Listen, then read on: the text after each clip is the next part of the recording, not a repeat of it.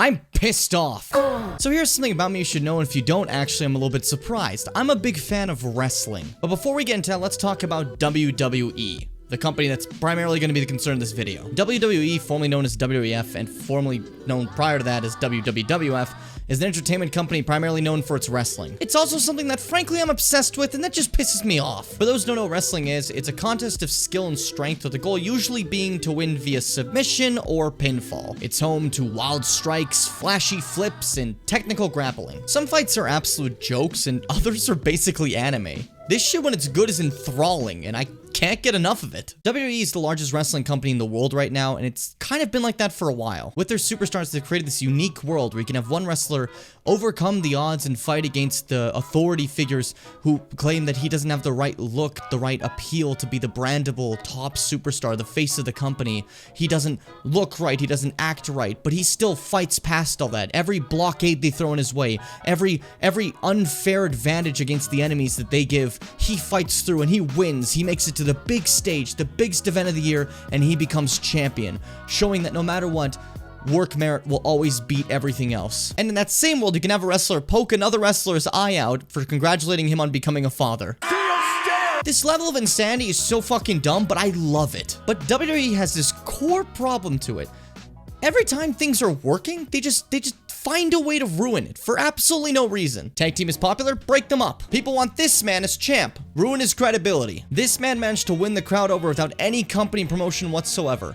Well, let's have him get cucked and thrown off a ramp. This shit just pisses me off so much because, like, when wrestling's good, it's fucking amazing. But it's these type of things that add up and eventually become a tipping point for if I give a shit anymore. Recently, a massive nail in the coffin for me has been NXT. For context, WWE used to have a developmental show called FCW, Florida Championship Wrestling. The point behind this was to develop new talent, so they'd have newer people learning the ropes, and they have people from the independent circuits learning how to get used to TV. Eventually, it decided to broadcast the developmental show under its rebranded name, NXT. We're not counting the original game show NXT, that was just odd. NXT appeared as the black and gold brand of WWE, and instead of having this, like, rookie feel to it, it felt like better WWE? Matches were smoother, stories were better, entrances were amazing. NXT felt like this breath of fresh air compared to the constant stupid choices WWE make that would anger the fans. For a while NXT was the WWE show, it felt like an alternative to WWE, until a new wrestling show debuted called AEW.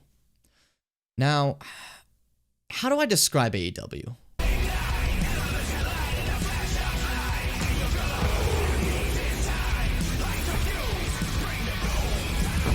AEW's fucking awesome. A true alternative for everything WWE does wrong. AEW appeared like, hey, you now have options to watch. Thank you. For a lot of people, this meant WWE wasn't worth watching anymore. For WWE, this meant competition. So they had NXT go live with AEW to compete with them.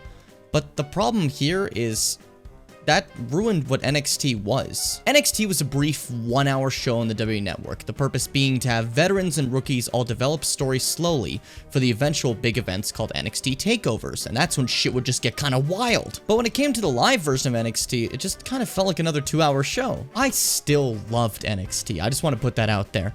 But WWE took essentially their C show, and they threw it at, like, the A show of another company, covered with star-studded competition, and they expected to win. They half-assed it. They completely half-assed it, and then they thought, oh, NXT is gonna win. Like, man, why would you throw NXT there? You could have put, like, Raw or something if you're that worried. What? Come on. Obviously, NXT ended up losing. I mean, it's the main show versus the C show. There was no chance. It's a shame, but hey.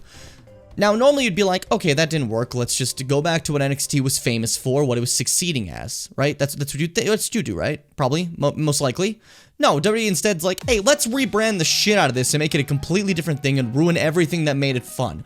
Because why not? Because why not, right? The current NXT is just a shadow of its former self.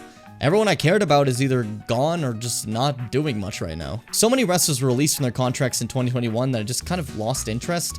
So many of them were just cut for budget reasonings, right? And that didn't really make sense for a company that was making millions upon millions.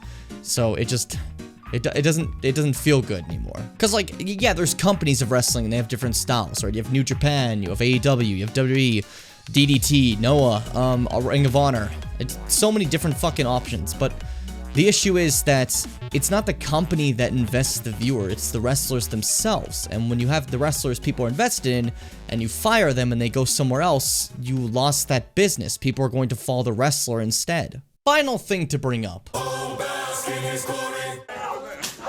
Keith Lee, baby, this man is king! I fucking love his ass! You want a big man that's a pure powerhouse? Keith Lee! You want some flippy shit in your matches? Keith Lee! You want the voice of an angel?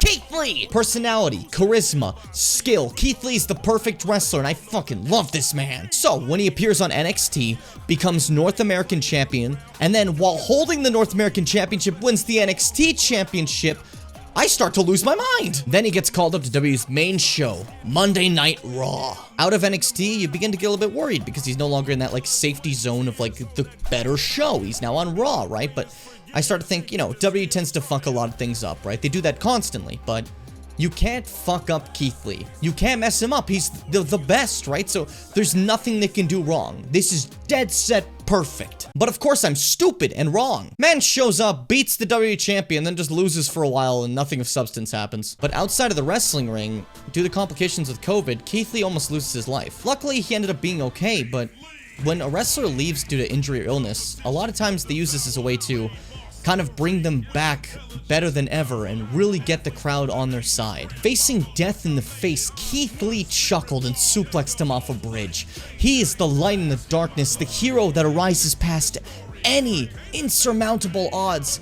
Death looked him in the eye and he said, "No thank you, I have wrestling to do." And that's admirable. That's an admirable story. You look towards that and you think, that is the hero. That's who we build this on. That is where we stand. Keith Lee was the hero that can't stay down. The heart and soul of every wrestling fan out there.